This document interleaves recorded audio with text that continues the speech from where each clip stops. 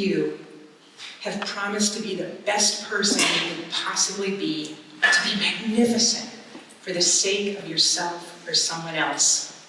I did. When my firstborn arrived, he was an answer to prayer after a long, difficult pregnancy. He was perfectly gorgeous with a thick, wavy shock of auburn hair that made him look like a baby with a toupee. Over the next 2 years, we learned that the complications of pregnancy had injured my son's brain. At age 2, we were told that he had cerebral palsy, ADHD, and several other alphabet soup diagnoses. I did what any loving mother would do. I vowed to be the best, most magnificent mom ever, who would help him fulfill his potential. I vowed to do every possible early intervention so that he could grow up to be one of those inspiring stories you hear about the disabled, like the college athlete with no arms who became conference wrestling champion. Over the next 2 years, I took him to occupational, speech, and physical therapy 4 days a week. Each therapist gave me a large packet of home exercises and developmental information that they assured me was vital for my son's development.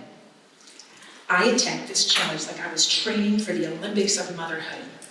I took all the papers and I clipped them into a 3-inch wide binder so I could keep myself organized. This binder became the Bible of our lives.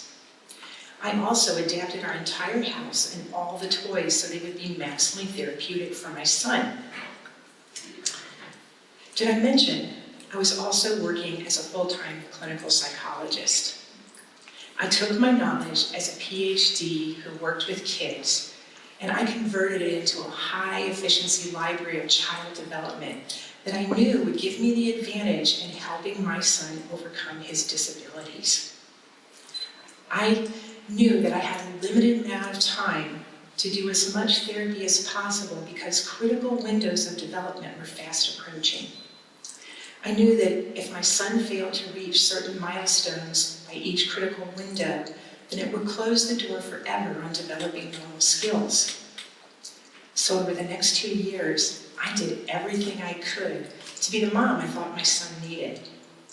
I did such a good job that each of his therapists told me that they had never seen a mother do such a great job of implementing all the home programs. I also became uncharacteristically sick with every cold and flu. I repeatedly got pneumonia, I gained 30 pounds, and I looked like I had aged 20 years.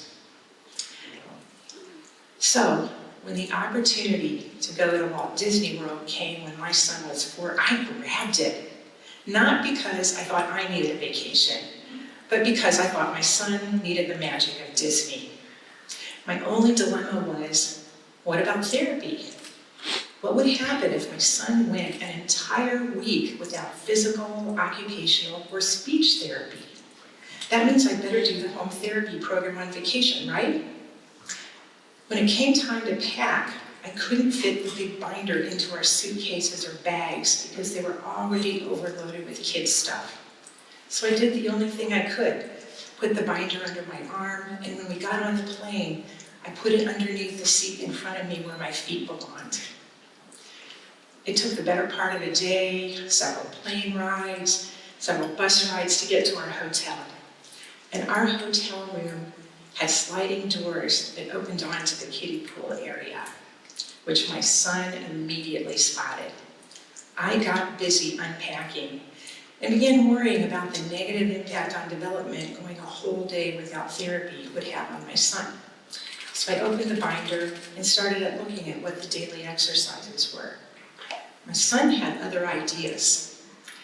He looked out at the pool. He pushed aside the sheer curtains on the sliding glass doors and began patting the glass, going, "Mama, Mama, Mama."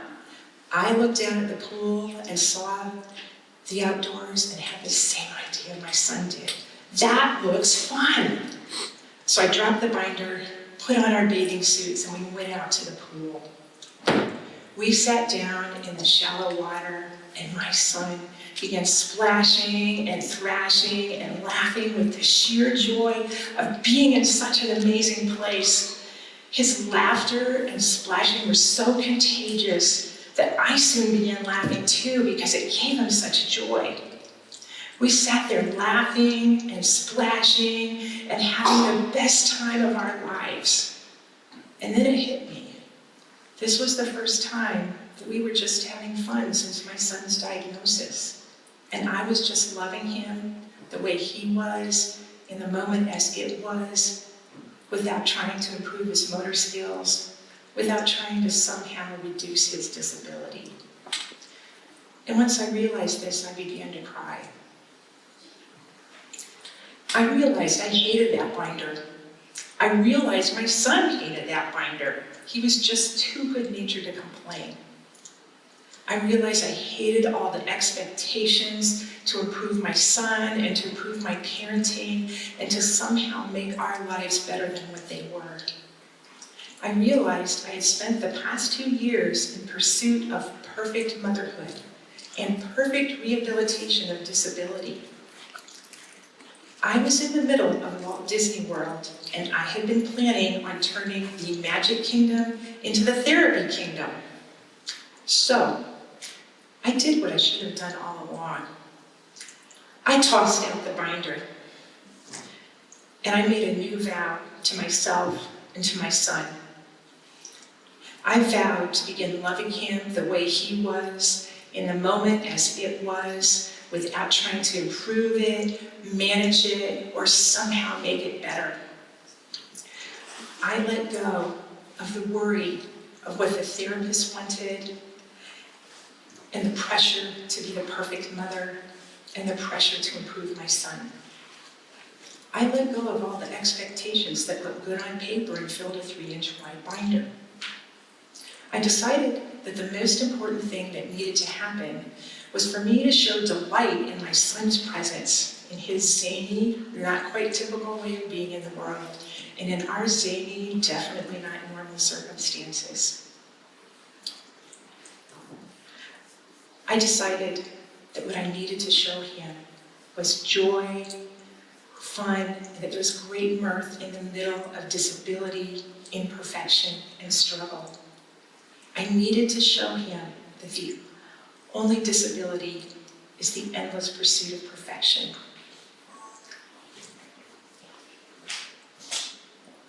I accepted that my son was disabled, and there was nothing I could do to change that. The truth is, my mistake in getting caught up in these unhelpful expectations is not uncommon. My own foolishness was reflecting the foolishness of our culture. Despite my graduate education and all my training in parenting, child development, and relationships, I had been seduced by the idea of the best and what I should be doing, and this prevented me from experiencing the joy of the moment, even the difficult ones. Here is what I hear when people come into my office and they tell me what they want out of life. They tell me that they want to be at the top of their class. They tell me that they want to go to the best college. They tell me that they want to be happy every day and never feel depression or anxiety. They tell me that they would like to have children who are above average or superior in intelligence, and that they would like to look like a model or a bodybuilder in a bathing suit. And then they tell me that they want to be rich, and they want to do all this without a struggle. They feel sad and disappointed, like somehow they have failed when they realize they are not these things. No one tells me that they want to be average, or that they want to make an average income, or that they want to have average children or average pets. They do this because our culture sends a message that says it is not okay to be an ordinary human, and that in order to be worthy, you have to excel above others in order to be outstanding. We have all become victims of this imagined ideal. Why? Because our culture sends us This message that says it's idealized to be glamorous, to be photoshopped, to be attention-getting. Most parents I see believe that their child is special because they are somehow better than other children, instead of seeing that their child is unique and unlike other children.